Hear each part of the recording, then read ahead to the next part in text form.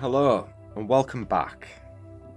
People say I whisper too much, so I'm going to be a little bit more vocal with this one, and today we are going to be doing the John Carpenter movies, but only the top 5, because a fan has asked me to do the John Carpenter films, so I've been thinking for the last 24 hours, which one is my number one, and I've come to the conclusion.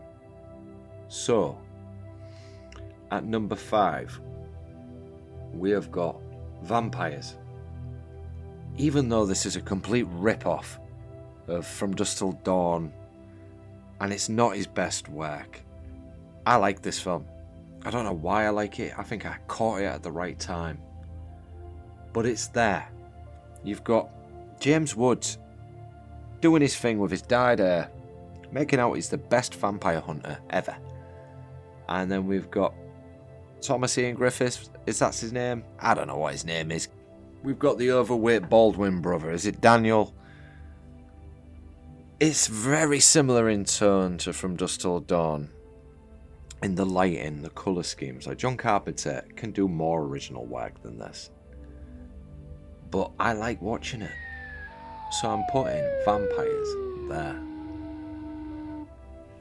Okay, so at number 4, I have got Escape from New York. A lot of people will disagree with me. A lot of people will say that this is his best. But I don't think so. Maybe 10-15 years ago, I would have said it was. But I think as time has moved on, the character of Snake Plissken wasn't explored enough.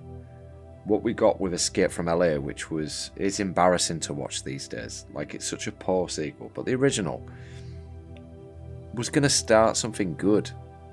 And I can imagine this dystopian prison world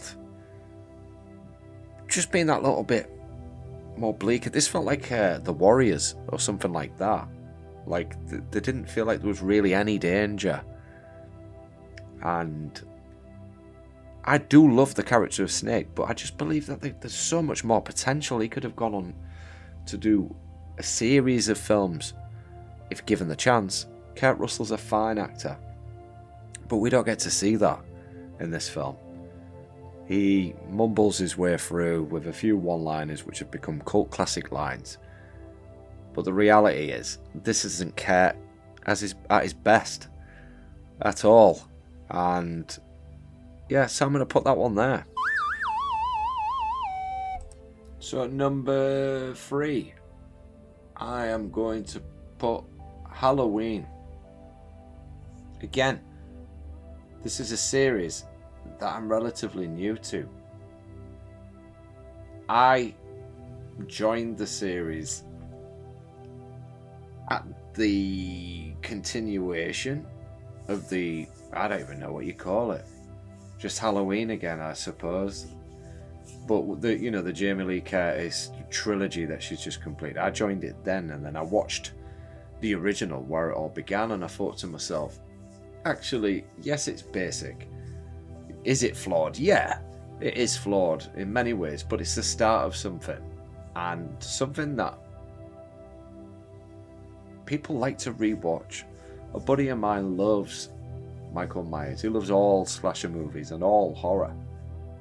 He has a special place for this guy, and I've watched this one twice now, and I would likely watch it again. So I'm going to put Halloween there, just because it's got rewatchability, and I like that in a movie. So I'm putting it there. Now, at number 2, this was hard, and I thought long and hard about it, but I'm going to say Starman. There's something magical and epic about Starman. You feel like you're watching something that isn't made by John Carpenter. Like, it feels like he's got a budget. It feels like he's serious. I'm not dissing John Carpenter because I do like some of his films, but there's something about Starman that is just wonderful, captivating, magically sad. Karen Allen and Jeff Bridges. Jeff Bridges does a wonderful performance as the alien, and the special effects on making him look so alien-like, it's just fantastic.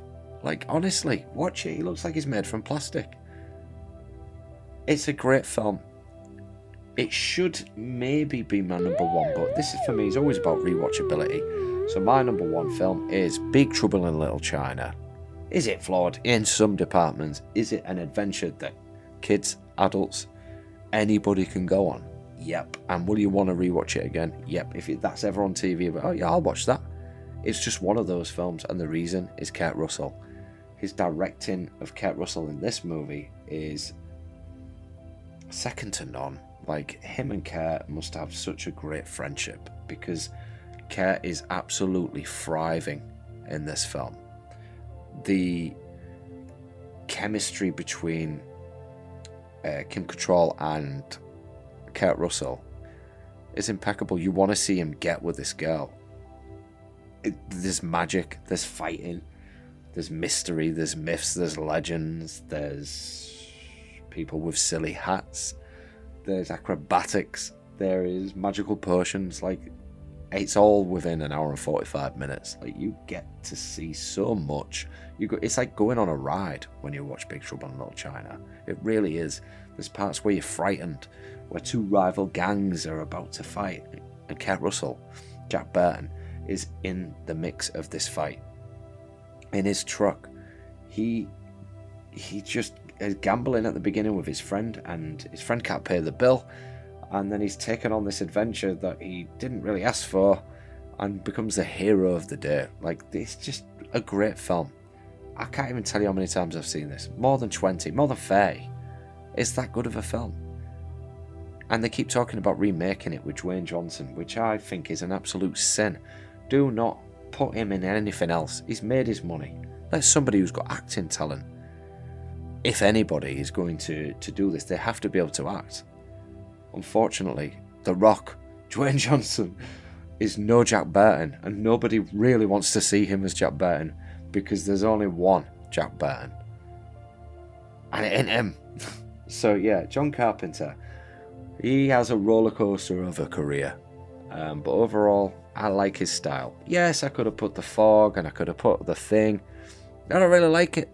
I'm going to be honest with you, I don't really like it. I don't get the hype. These are films that I like to rewatch.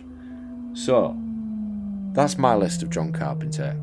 If you enjoyed it, great, put a like. If you want to subscribe, even better, that'd help me out. Thank you. I don't know what to do next, so please, by all means, put it in the comments, because I'm thinking about doing Bill Murray next and listing his top 10 films, but this John Carpenter one was probably my most difficult list. So have that. Enjoy.